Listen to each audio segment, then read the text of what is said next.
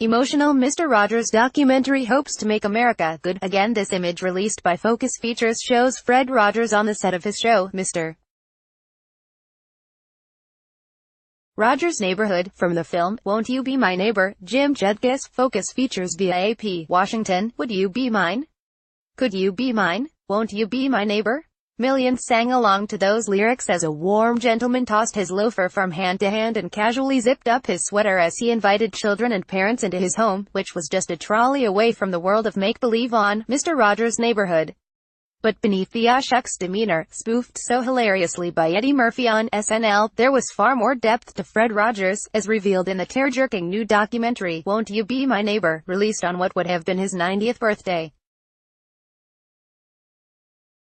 The karma and kismet was right for this film at this moment, producer Nicholas Ma said. In the past 2 years, there's been a remarkable interest in Fred and his legacy, in particular his ability to craft for over 30 years a message that unified Americans from all parts of the country, backgrounds and ways of life.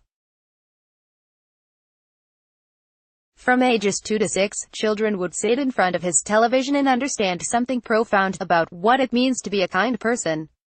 Directed by Oscar winner Morgan Neville, 20 Feet from Stardom, the film follows Rogers from his meek childhood to his pioneering television ideas to his altruistic life philosophy. The first thing his widow said when we met with her, "Please don't make him out to be a street," Ma said. He was someone who tried incredibly hard and took the work he did incredibly seriously, but it wasn't that it was easy and it wasn't that he was born that way. He said, "This is something that's important for me and important for others, so I'm going to do it." That's a good reminder that we actually have the power to change the world. Neville and Ma, who happens to be the son of cellist Yo-Yo Ma, paint Rogers as both a father figure to millions of kids and one who pulled inspiration from his own childhood insecurities. He was able with this small puppet to bring to the surface the fears that he had as a child, Ma said. One of my favorite moments in the show is Daniel Tiger talking to Lady Aberlin about feeling like a mistake. I think that shows the vulnerability he was willing to bring to the show at all times and also the doubt that spurred him to keep doing it for so many years. Thus came his philosophy of treating kids with the respect that they can handle any subject. Fred talked about all sorts of issues, from Bobby Kennedy's assassination to divorce, Ma said. Anything a child might encounter in their lives was fair game. He started going deeper into questions of death and inclusivity. He was one of the first people on television to feature children with special needs. Fear is at the root of so many of our ills in this world. He wanted to give children for whom the world can be a scary place the tools to understand it.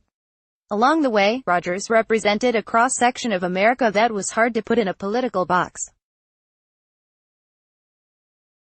On the one hand, he was a devout Christian and lifelong Republican.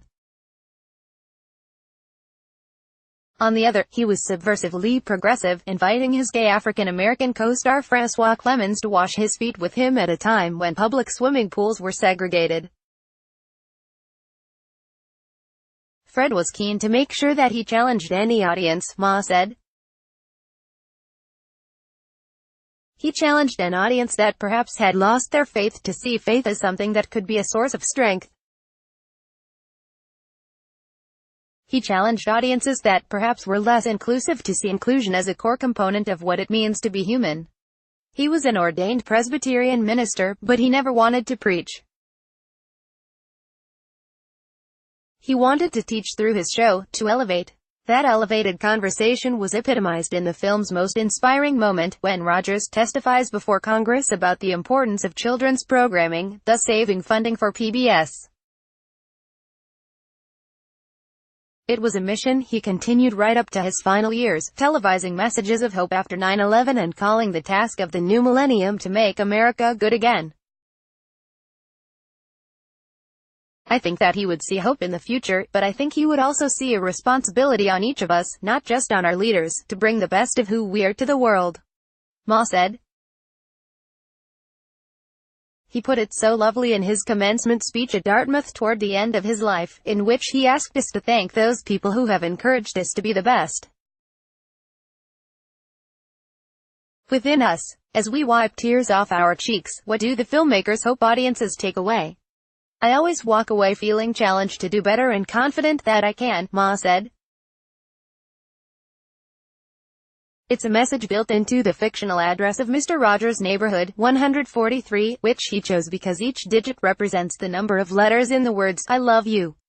In that warm light, the 4-star rating system doesn't apply to this documentary. This movie gets 143 stars. Listen to our full conversation with Won't You Be My Neighbor producer Nicholas Ma below. Like WTOP on Facebook and follow at Top on Twitter to engage in conversation about this article and others. Copyright 2018 WTOP. All rights reserved. This website is not intended for users located within the European Economic Area. Advertiser content.